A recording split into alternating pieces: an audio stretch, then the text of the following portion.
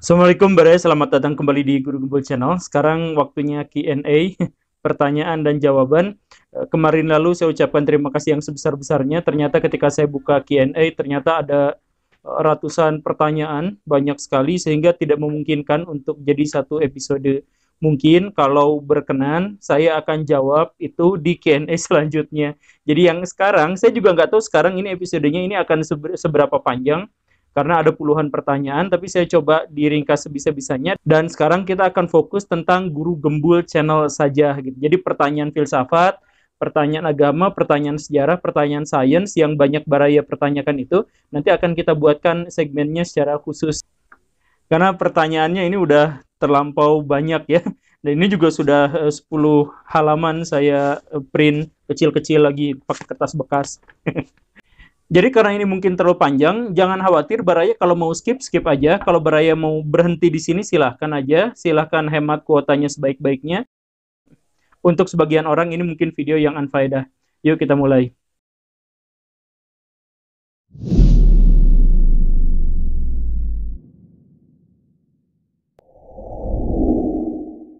Pertanyaan pertama dari Malika D5.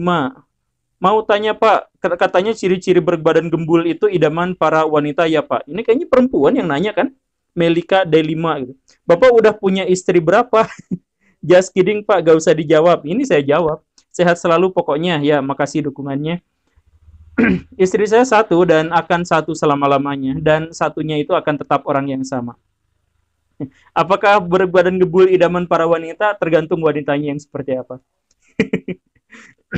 Pertanyaan kedua, Pak, boleh diceritakan proses pembuatan videonya? Ada naskahnya atau tidak? Kamera apa, editing pakai software apa, dan ceritakan juga.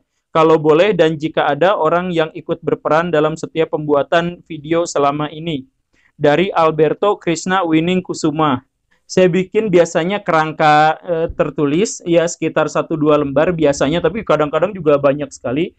Saya ketik sekitar 1-2 jam, kemudian saya take, bikin video seperti ini, ya paling setengah jam ngambil videonya, sesudah itu diedit. Nah, proses dari awal sampai akhir itu sekitar 9 jam. Kemudian kameranya apa? Kameranya HP Oppo itu, saya nggak tahu. Kemudian softwarenya KineMaster, kemudian alat perekamnya HP juga Asus.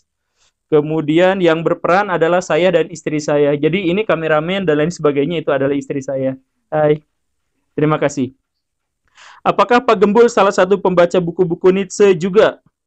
Ya, saya salah satu penggemar dari filsafat Nietzsche. Salah satu penggemar. Jadi kalau saya harus berdebat, ternyata orang yang berdebat adalah orang yang kenal sama filsafat. Biasanya saya menggunakan metodologi Nietzsche yang sangat tidak metodologis itu. Dari Azga Surya Putra, ini sebenarnya bukan pertanyaan tentang Guru Gembul, tapi ini adalah murid asli saya di sekolah dulu. Sekarang dia udah lulus. Azga Surya Putra, salam ya. Pak, bahas Mandela Effect dong. Saya sebenarnya nggak akan jawab pertanyaan ini, tapi saya sebutkan namanya aja untuk menghormati murid saya. Pertanyaan dari Alfeb, umur berapa? Sekarang 35. Dari Wahyudi Andri Kumoro. Jadi punya ide bagaimana kalau Pak Guru Gembul besok-besok membahas film atau bintang film komedi. Kan bisa jadi di balik film bintang komedi tersebut ada inspirasi, pelajaran, dan seterusnya, dan seterusnya. Baraya, terima kasih. Sebenarnya juga saya tuh pengen menambah segmen. Jadi saya tuh pengen bahas binatang-binatangan, saya pengen bahas survival, saya pengen bahas tentang gunung-gunung. Saya juga sebenarnya pengen bahas tentang selebriti, tapi kan atau sport, atau game mungkin dan lain sebagainya. Sebenarnya saya pengen bikin segmentasi yang khusus seperti itu. Tetapi yang sekarang aja banyak dikomplain karena video saya itu terlalu acak-adut, terlalu banyak gitu, terlalu gado-gado. Jadi ketika saya bahas konspirasi misalkan banyak para fans sejarah yang komplain, Pak kapan sejarah gitu. Kalau saya bahas sejarah, Pak kapan ini agama dan sebagainya. Jadi karena terlalu gado-gado, jadi saya batasi aja yang olahraga dan sebagainya tidak saya masukkan. Tapi sebenarnya awal mula konsep channel ini memang gado-gado gitu. Cuman ya apa boleh buat lah, sekarang cuman bisa bikin segini. Lanjut dari Mos GT. Alasannya mau bikin konten kayak gini kenapa Guru Gembul? Dan udah berapa buku yang pernah dibaca? Alasan saya bikin konten ini, bikin channel ini sudah pernah saya sampaikan ya di Sini. Saya jelasin awal mulanya adalah untuk menjawab pertanyaan dari murid-murid saya, tetapi belakangan ini ternyata menjadi channel yang baik untuk menyampaikan gagasan saya. Jadi selama ini saya tuh kalau punya gagasan, punya apa tuh kan ngabetem di otak, membusuk gitu. Jadi Guru Gembul channel ini adalah tempat sampah otak saya. Maaf ya. Jadi apa yang saya pikirin saya keluarin gitu. Kalau saya lagi nggak mood, cari aja pertanyaan dari subscriber. Jadi dari baraya-baraya semua kan banyak yang kasih pertanyaan. Nah itu yang saya bahas gitu. Tapi kebanyakan ini adalah bagian dari luapan keinginan saya untuk menyampaikan gagasan. Dan udah berapa banyak buku yang pernah dibaca? Ya tentu saja saya tidak tahu. Tapi ada beberapa episode yang saya tahu persis berapa judul buku yang saya baca. Misalkan episode Syiah itu saya tidak cantumkan di situ sumbernya, tapi saya bilang bahwa di situ saya baca 1000 buah buku atau lebih dari itu. Atau misalkan buku Indonesia yang nenek moyangku orang pelaut itu, nah itu saya baca sekitar 800-an buku di belakang itu. Tapi bacanya tentu saja yang lama-lama gitu ya dan lain sebagainya. Tapi ada yang 1-2 buku itu udah sangat menginspirasi ya, ada banyak juga. Yang Manunggaling Kaula Gusti itu juga di daftar pustaka itu 15 halaman karena saya memang nulis bukunya. Tapi bukunya rahasia ya, karena nanti nama saya ketahuan. Pertanyaan dari Lupi Maung. Waduh, Lupi Maung. Pak Guru, menurut Pak Guru, perempuan model apa yang cocok untuk dinikahi? Rencana saya kepengen nikah, bismillah. Ini juga sebenarnya tidak harus saya jawab di sini, tapi karena Baraya lagi mau nikah, dan ada pertanyaan di sini, jadi saya jawab ya. Sekali lagi pertanyaannya, Pak Guru, perempuan model apa yang cocok untuk dinikahi? Tidak ada satupun perempuan yang cocok dinikahi. Satu-satunya orientasi yang harus Baraya pikirkan adalah diri sendiri. Kalau Baraya sibuk mencari model seperti apa perempuan, itu mereka juga belum tentu mau sama Baraya. Jadi fokus pada diri sendiri, gimana caranya agar diri ini layak untuk mendapatkan perempuan terbaik. Jadi fokusnya jangan ke ceweknya kayak gimana, tapi diri. Pak Guru pernah bertemu langsung dengan Cak Nun? Saya sih berharapnya ketemu, tapi belum. Dari Han Wong, Baraya itu Bandung Raya? Bukan, itu Baraya itu sebutan untuk saudara gitu. Cuman itu juga di orang Sunda nggak populer ya. Karena itu sebenarnya penampatan di channel ini salah, tapi ya nggak apa-apa lah. Untuk identitas aja. Dari Fakih Asidiki, Pak Guru ngajar kelas berapa? Saya juga seorang guru, juga mengajar SMA. Tapi umur saya masih 24. Jadinya saya agak kurang dihargai oleh beberapa murid saya yang nakal. Mohon sarannya untuk menghadapi anak seperti ini. Saya juga mengajar pertama kali di usia 23 tahun dan saya juga menghadapi anak yang kelewat kaya, kelewat berkuasa, dan mereka juga banyak diantaranya yang nakal. Kalau Baraya mau minta saran sama saya, maka saya punya 3 opsi. Yang pertama, jadilah senakal mereka. Kalau Baraya sama nakalnya dengan mereka, setidaknya dalam acting di dalam kelas, berarti Baraya bisa nyambung frekuensinya dengan mereka. Dari situ Baraya bisa tarik sedikit demi sedikit mereka ke jalan yang agak nggak nakal sedikit.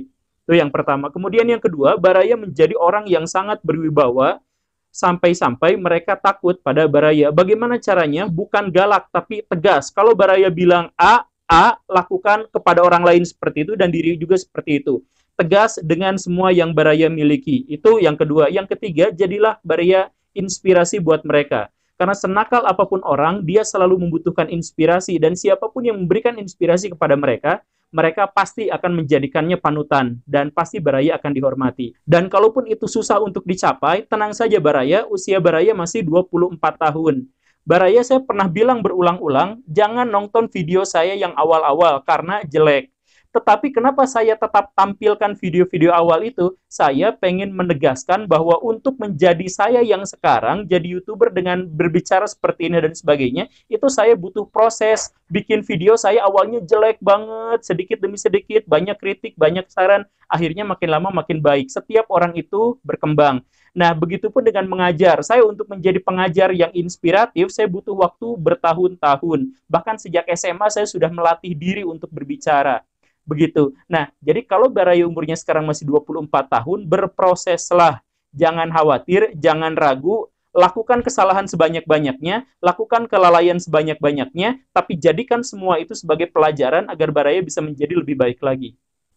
Baraya ngajar kelas berapa? Oh iya, itu ada pertanyaan tadi ya. Saya ngajar Pernah TK, SD, SMP, SMA, kuliah, saya pernah semuanya. Ganti nama Profesor Gembul biar makin top.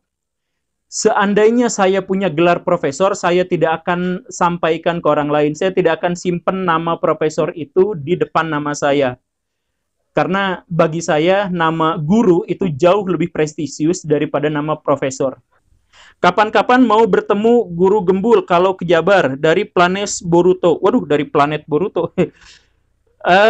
Hayu, di tukang Batagor ya, saya tungguan. Pertanyaan selanjutnya, L. Hunt.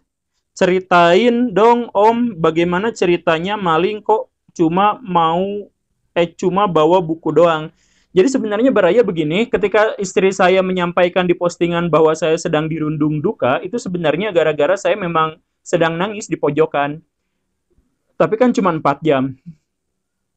Maksudnya buku saya banyak sekali yang hilang. Saya bilang memang bukunya bertonton itu yang hilang, karena saya pernah mengukur satu kali saya bawa dari satu tempat ke tempat yang lain itu sampai sekitar 220 kiloan, dan itu hanya sebagian kecil saja gitu. Nah, jadi bukunya memang sangat banyak. Kemudian hilang, ya jelas saja sedih, itu nilainya banyak sekali. Tetapi itu tidak ada kaitannya, menurut saya pribadi ya, tidak ada kaitannya dengan konspirasi apapun. Ini 100% gara-gara orang itu lagi butuh duit.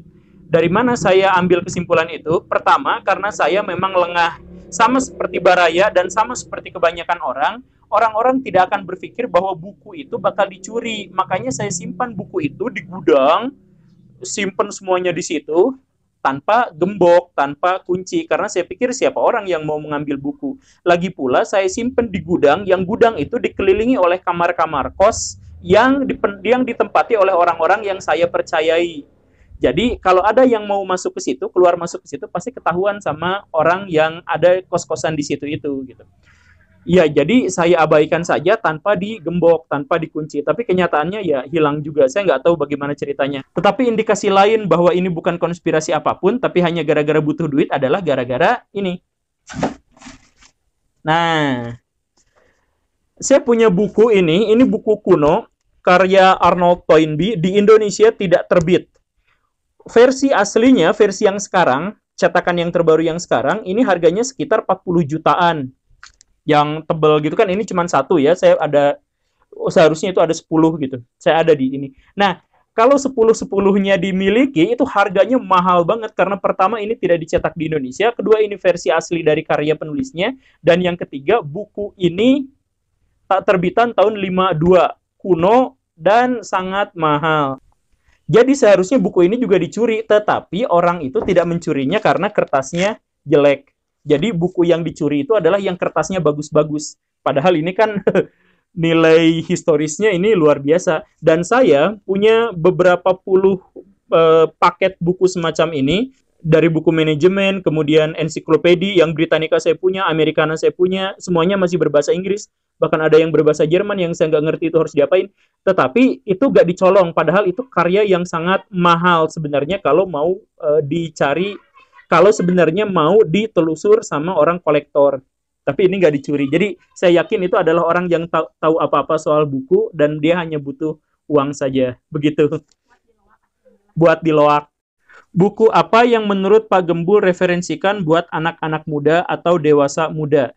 Baraya, pertama gini, kalau soal buku tidak ada yang bisa direkomendasikan gara-gara usia, misalkan usia muda atau usia dewasa muda. Karena usia dewasa muda yang dimaksud biasanya adalah usia berdasarkan angka 20 tahun, 21 tahun, 30 tahun, dan sebagainya. Sedangkan tingkat kedewasaan spiritual, tingkat kedewasaan intelektual orang itu berbeda-beda, dan setiap orang juga memiliki kecerdasan yang berbeda-beda. Jadi saya tidak mungkin merekomendasikan buku mana yang terbaik.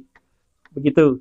Dari Ari Wibowo, Pak Guru saran di dalam videonya ditambahin tanaman atau pot bunga gitu biar lebih segar. Ide bagus.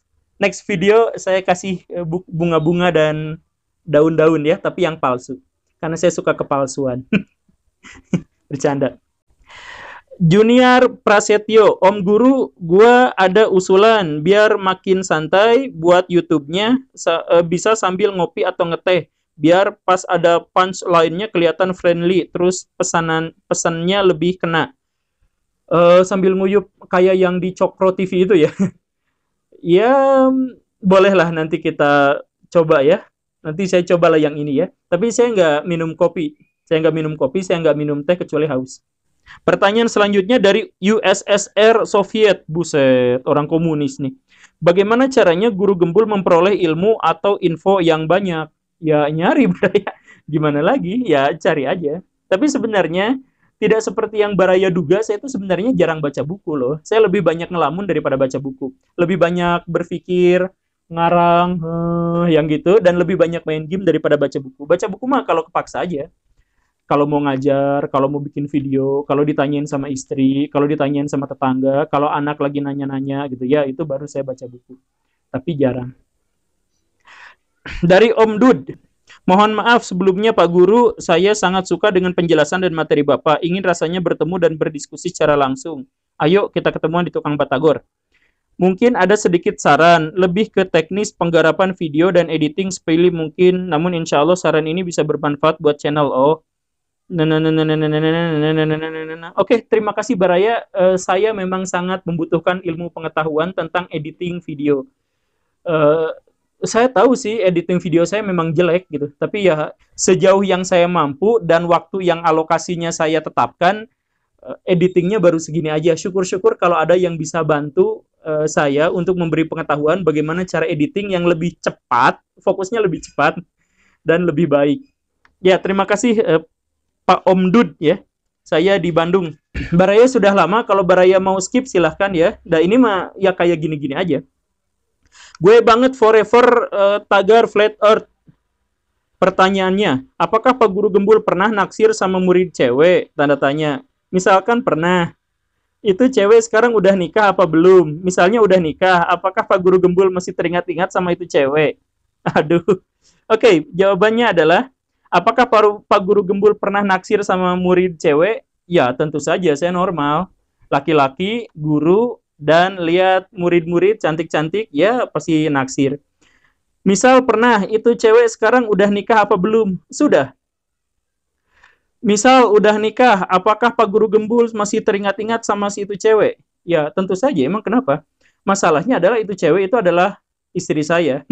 Jadi, istri saya, editor video ini, dan yang bikin ini semua, itu adalah murid saya dulu. Jadi waktu umur 23 tahun saya mulai mengajar, 24 tahun saya mengajar guru-guru untuk mengajar, 26 tahun saya menjadi kepala sekolah, dan saat saya menjadi kepala sekolah di sebuah sekolah, saya melihat ada siswi yang menurut saya sangat cantik, terbuai-buai pikiran saya, dan dia juga sangat pintar, sangat cerdas. Maka saya pikir, saya jadikan istri saja. Maka saya datang langsung ke rumah orang tuanya, dan jadilah pernikahan itu. Waktu istri saya masih belasan tahun, baru lulus dari sekolah. Bukan pedofilia ya, udah belasan tahun tuh udah cukup lah, udah deket-deket ke 20 tahun. Nah, tapi karena saya khawatir merampas masa remajanya, maka saya kencarin dulu, biarkan dia dulu untuk main dan sebagainya. Saya tidak sentuh dia sama sekali sampai bertahun-tahun kemudian. Jadi saya kuliahin dulu sampai 7 tahun kuliahnya, 6 tahun kuliahnya, pindah-pindah kuliah bla bla bla sampai gelarnya udah mentereng. Nah, jadi ketika istri saya wisuda itu sedang mengandung anak saya yang pertama, mengandung 2 hari. Gitu. Jadi perjanjiannya ditepati. Tuh kan Baraya terlalu panjang. Oke, karena sudah terlalu panjang, maka kita bikin part 2 untuk Q&A untuk channel Guru Gembul saja. Nanti kapan-kapan kita lanjut. Assalamualaikum warahmatullahi wabarakatuh.